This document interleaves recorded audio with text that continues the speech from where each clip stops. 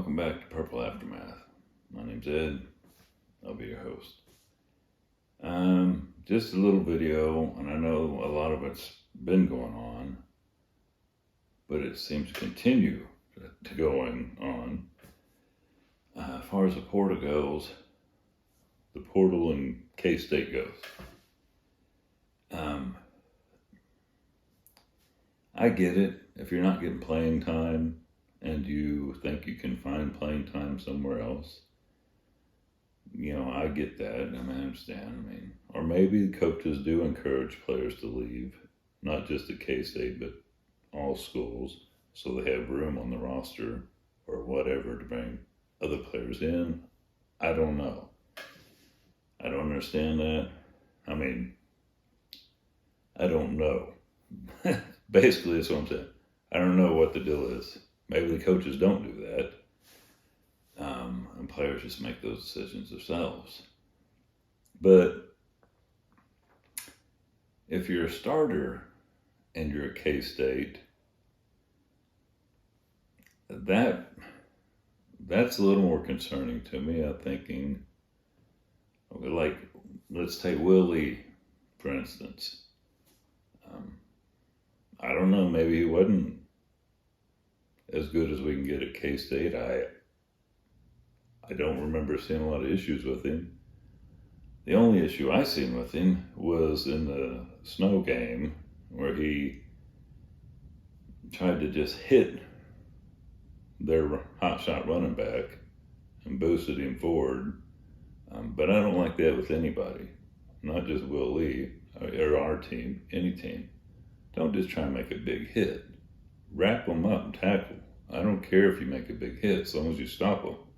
Because I've seen too many times in games, not K-State, but any game, where someone tries to make a big hit and someone runs for a touchdown, or they get the first down, or they get whatever because poor tackling. But beyond that, I don't really remember a lot of issues with Will Lee this season. Maybe I need to go back and look. I don't know. Maybe he wasn't happy here. I don't know. I seen a live video he did, a couple weeks ago probably, and people asked him, and he seemed to act like there wasn't nothing bad going on at K-State as far as his reasoning, because they were asking about him and other players that were leaving. But a lot of the other players weren't getting on the field, so it makes sense. RJ Garcia was a little bit of a surprise to me.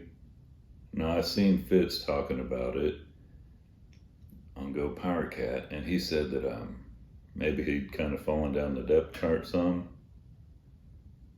I don't know. Maybe he did with Brown stepping up like he has, and Jaden Jackson made some big plays this year. So I don't know. I don't know what's going on there. I wish everybody who leaves, I pray you have success wherever you go, wherever you end up. I told Will Lee that on that video. Hey, hate to see you go. Much success wherever you go. I just seen earlier today, he's going to Texas A&M.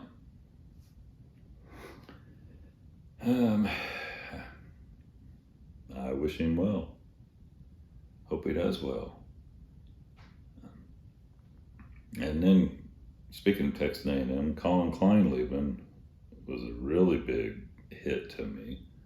Like I said, I've watched for 30 years. I watched all of Collin Klein's career here at K-State. Then he went somewhere else to be a coach for a little bit, and he came back and he was a coach here and worked his way up to offensive coordinator. And I don't blame Texas A&M. I think he's a good coordinator. Our offense and the standings where they were last 2 seasons, as far as points per game, yards run per game, passing per game, speak for themselves. And I'm going to guess, I don't know, I've not talked to him. I've not spoken to him. So I don't know, but you're a coach in football, basketball, whatever. I'm guessing your ultimate goal is to be a head coach, right? So maybe that's what he's going for. And he's seen with Chris Kleinman here. Probably isn't going to happen anytime soon. I hope it ain't going to happen anytime soon, at least as far as Chris Kleinman leaving. So I'm kind of bummed for selfish reasons, but I'm happy for him. And I think he'll be successful. I pray to God he is successful. I love that man. I loved watching him play. I love watching him being successful in coaching. So more power to him. I'm all for him advancing his career. Who knows? Maybe someday he'll come back around and be head coach here at his alma mater. That'd be kind of cool. But we don't know. I'm thankful it appears that Avery is staying. Certainly hope so. Because that's our future.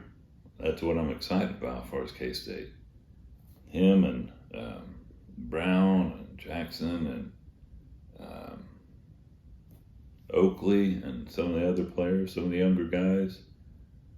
The future looks good to me, so I'm happy about it. Now, this last few weeks have been a little like whoa, what's going on, bro?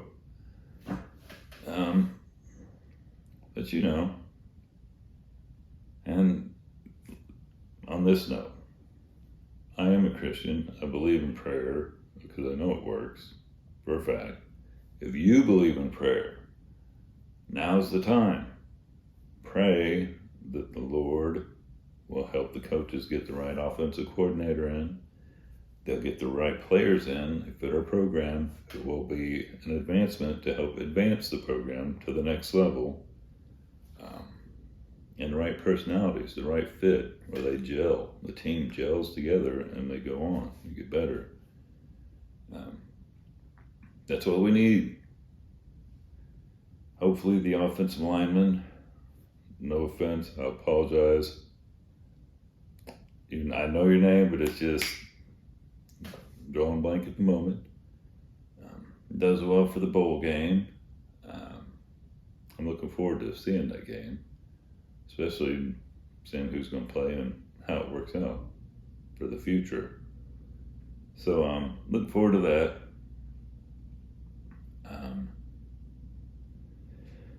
Oh boy. Now this isn't really K-State information, but the final 4 teams that were picked and Florida State being left out. I don't know how you leave Florida State out. They did everything they should have done, everything required to be there. They won all their games. They won their conference championship. Pardon me. You had them ranked above Texas and Alabama all this time. Now basically it's Georgia's fault. Had Georgia won, wouldn't be a deal. You'd have Georgia undefeated. You'd have Washington undefeated. You'd have Michigan undefeated. You'd have Florida State undefeated. Okay, no problem. 4 undefeated conference champs. It's the perfect scenario as far as the way things are supposed to work out. But because their starting quarterback at Florida State broke his leg, it's possible he could have come back. I've listened to some announcers or different ones on Sirius XM, college sports, talk about they broke their leg while they played, and they were back on the field within like 6 or 7 weeks. So it's possible. I don't know how bad the break is, that he could have been back to play for the playoff game. Or the second string definitely would have been back for it, I think. Who knows? With their defense, they may have competed. I don't know.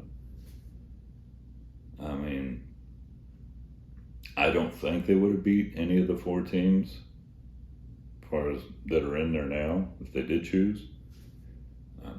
At best case scenario, to me, it should have been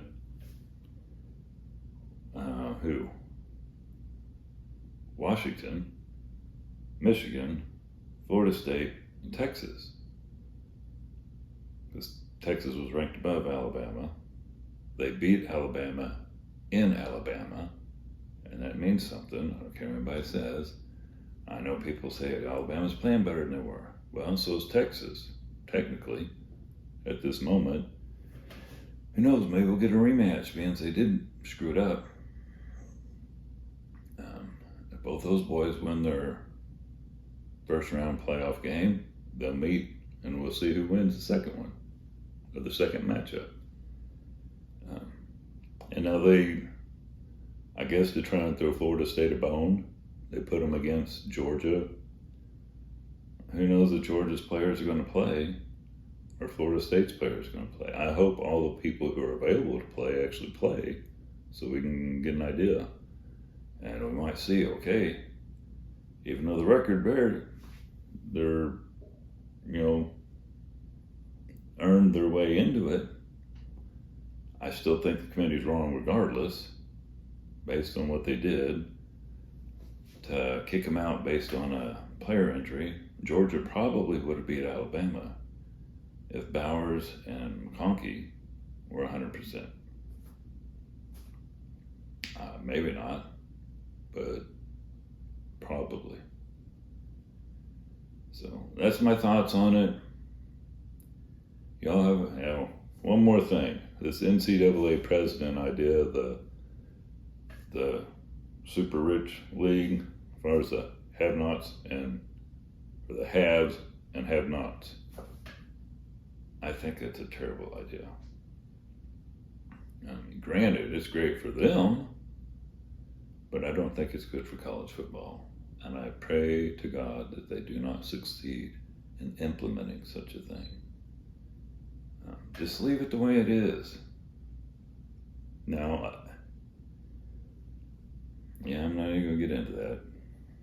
That ain't what it's about. Just go with the 12-team playoff next year and just keep going. Don't be screwing around trying to, we got to separate them.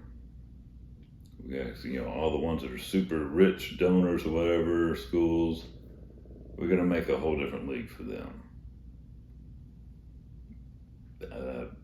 That's dirty pool in my mind. It's a little fishy. Because every one of those teams can and has been beaten by so-called lesser teams in the past, from time to time. I don't like it, and I hope they don't succeed in it. That's all I got for today, boys and girls. Congratulations, Coach Tang and the basketball team. Rock on. Yeah, Villanova win and the LSU win. Glory to God, man. That LSU win looked really good with all the people thinking you'd be so distracted and all that. Good game, boys. Good game to all the girl basketball players, too. Y'all doing good. Keep rolling. Keep climbing. Ema.